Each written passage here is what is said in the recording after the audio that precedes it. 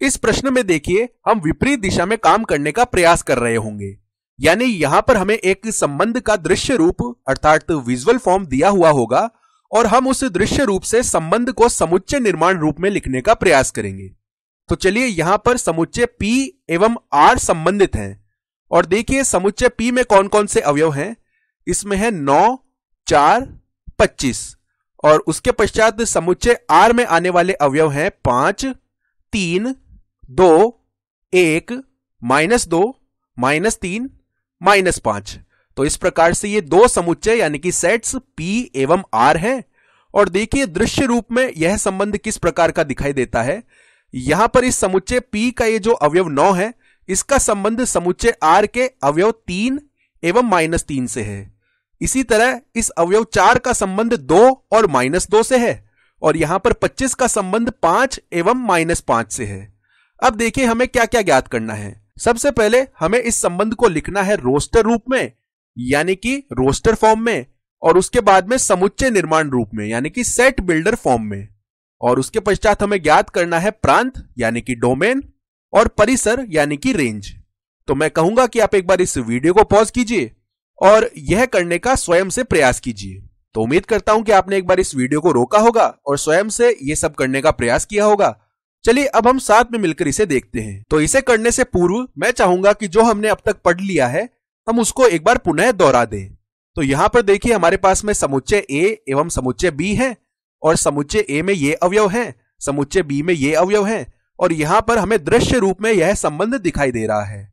तो इस संबंध में जो समुच्चय A के अवयव भाग ले रहे हैं यानी कि यहां पर घोड़ा, ज़ीब्रा, मेंढक और मछली, ये जो हमारे पास में अवयव हैं समुच्चय A के, ये क्या बनाते हैं?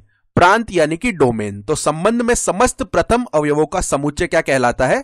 प्रांत कहलाता है, जो कि इस स्थिति में है घोड़ा, ज़ीब्रा, मेंढक, मछली। और इसी प्रकार समुच्चय B के वे अवयव जो कि इस संबंध में भाग ले रहे हैं, जैसे कि हम यहां पर देख सकते हैं जमीन है, जल है, तो ये दोनों अवयव इस संबंध में भाग ले रहे हैं। तो हम क्या कहेंगे इन्हें? परिसर यानी कि रेंज। तो संबंध में समस्त द्वितीय अवयवों का समुच्चय परिसर कहलाता है। तो इस प्रकार से परिसर में जमीन एवं जल आएंगे।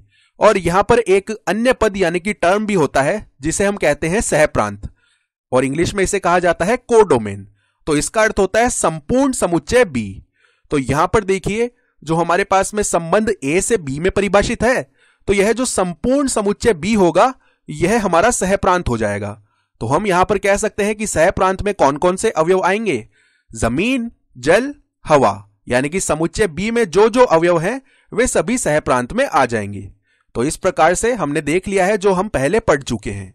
तो चलिए जो हमने पहले सवाल लिखा था अब उसकी तरफ बढ़ते हैं। तो देखिए समुच्चय P में कौन कौन से अवयव हैं?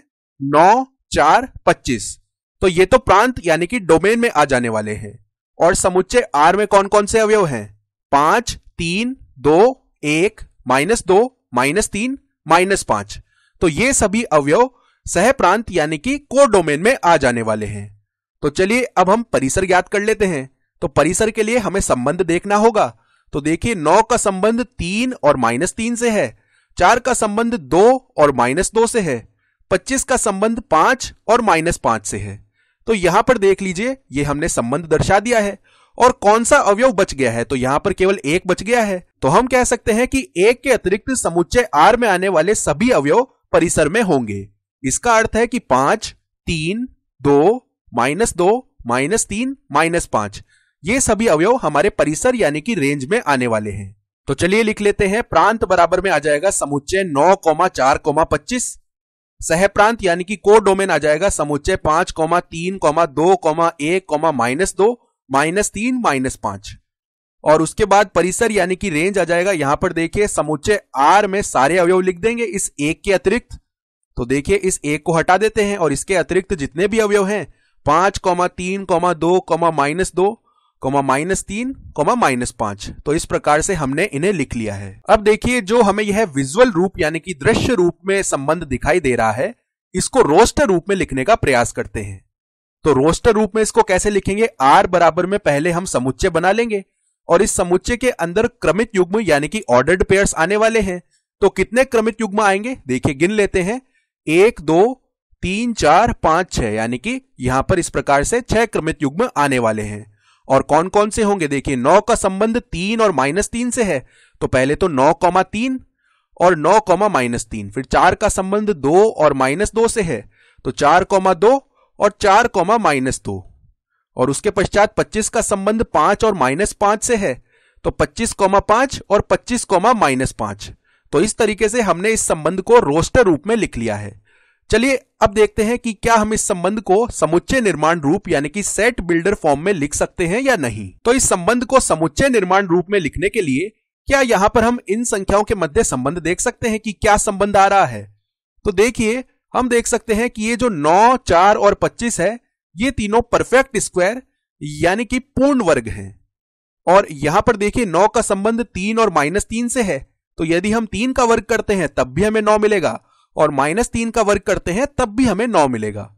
और इसी प्रकार 4 का संबंध 2 और -2 से है, तो 2 का वर्ग करेंगे तब भी हमें 4 मिलेगा, और -2 का वर्ग करते हैं तब भी हमें 4 मिलेगा।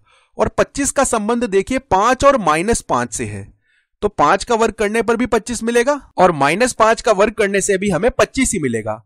तो अब ध्यान दीजिए, यदि मैं यहां पर एक क्रमित युग्म x, y कहता हूं, जहां पर हम x को p में से लेंगे और y को q में से लेंगे, तो क्या मैं x बराबर में y² लिख सकता हूं। तो कुछ इस तरीके से हम इसे समुच्चय निर्माण रूप में लिख देंगे। देखिए यहां पर r बराबर में मैं यहां पर एक क्रमित युग्म x, y लिख रहा हूं, और यहां पर क्या होगा, x बराबर में y²। यानी कि यदि हम ये 9 लिखते हैं, जैसे कि 9 के लिए उदाहरण ले सकते हैं, तो 9 बराबर में 9 का संबंध देखिए 3 और -3 से है, और 3 लीजिए या -3 लीजिए, इनका वर्ग करने पर हमें 9 ही मिलेगा। तो इसको हम x बराबर y² के रूप में दर्शा सकते हैं, जहां पर हम x को ले रहे हैं p में से और y को ले रहे हैं q में से। तो इस प्रकार से हम इसे समुच्चय निर्माण रूप में लिख सकते हैं। मैं समझ सकता हूं कि आपको यह देखने में थोड़ा जटिल लग रहा होगा। हमें संबंध देखने के लिए सबसे ज्यादा सुविधा इस दृश्य रूप यानी कि विजुअल रूप में ही होती है, और उसके पश्चात यह रोस्टर रूप आता है, जिसमें हम संबंध को कुछ इस प्रकार से लिखते हैं, और अंत में यह समुच्चय निर्माण रूप आता है। किंतु हमें संबंध को समुच्चय निर्माण रूप में लिखने का अभ्यास भी करना चाहिए।